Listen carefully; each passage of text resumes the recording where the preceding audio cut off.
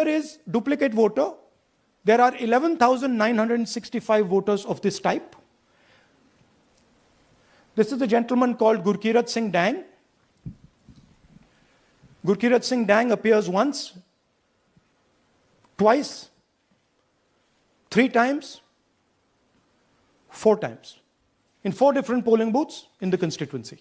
कल राहुल गांधी जी ने एक प्रेस कॉन्फ्रेंस किया। वहां उन्होंने बैंगलोर सेंट्रल सीट के वोटर लिस्ट पर कई गंभीर सवाल उठाए। राहुल गांधी का कहना है कि 2024 के लोकसभा इलेक्शन में यहां से 1 लाख से ज्यादा वोटर्स की एंट्री सही नहीं थी। कुछ डुप्लीकेट थे, कुछ मिसमैच थे और कुछ के तो एड्रेस भी ठीक नहीं। उनके मुताबिक 26,000 वोट्स जो थे वो डुप्लीकेट थे एंड 43,000 जो वोट्स थे वो मिसमैच हो रहे थे। राहुल गांधी ने जैसे ही ये आरोप लगाया, इलेक्शन कमीशन का तुरंत रिस्पॉन्स आया। इलेक्शन कमीशन ने कहा कि अगर किसी के पास कोई प्रूफ है कि कुछ गड़बड़ी हुई है तो वो एफिडेविट के साथ सारे प्रूफ हमारे पास जमा करे ताकि हम जांच कर सके। लेकिन राहुल गांधी ने कह दिया कि मेरा वर्ड ही मेरा एक्शन है। दोस्तों, मेरी राय है ये सिर्फ एक पॉलिटिकल स्टंट था नैरेटिव सेट करने, क्योंकि अगर कोई अपने लगाए हुए आरोपों को लेकर गंभीर हो और उसे पता हो कि वो जो बोल रहा है वो सच है तो इस पे वो आगे की कार्रवाई जरूर करता है। जब राहुल गांधी से एक रिपोर्टर ने यही सवाल पूछा कि आपके पास तो इतने प्रूफ है कि आप दावा कर रहे हैं, तो क्या आप कोर्ट या इलेक्शन कमीशन के पास जाएंगे, तो उन्होंने ये जवाब दिया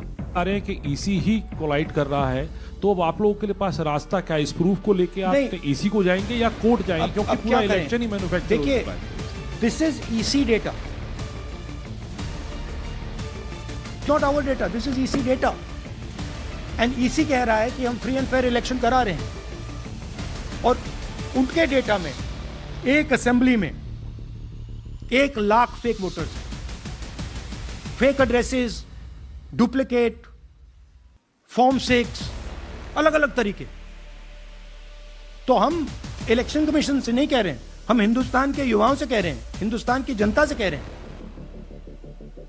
उनके ये आरोप सिर्फ और सिर्फ लोगों के मन में इलेक्शन प्रोसेस और इलेक्शन कमीशन को लेके एक डाउट क्रिएट कर। पहले ईवीएम पे डाउट क्रिएट करने की कोशिश की गई जिसमें वो अनसक्सेसफुल रहे और अब इलेक्शन प्रोसेस को ही डाउट खड़ा करने की कोशिश। मजे की बात यह है दोस्तों, राहुल गांधी वोटर लिस्ट में गड़बड़ी का आरोप लगा रहे हैं, लेकिन वो बिहार में एसआईआर का विरोध कर रहे हैं जो कि वोटर लिस्ट को प्योरीफाई करने का ही काम। आपके इसमें क्या विचार है दोस्तों? आप अपने विचार कमेंट सेक्शन में जरूर बताएं। हमारे चैनल को सब्सक्राइब करना बिल्कुल ना भूले।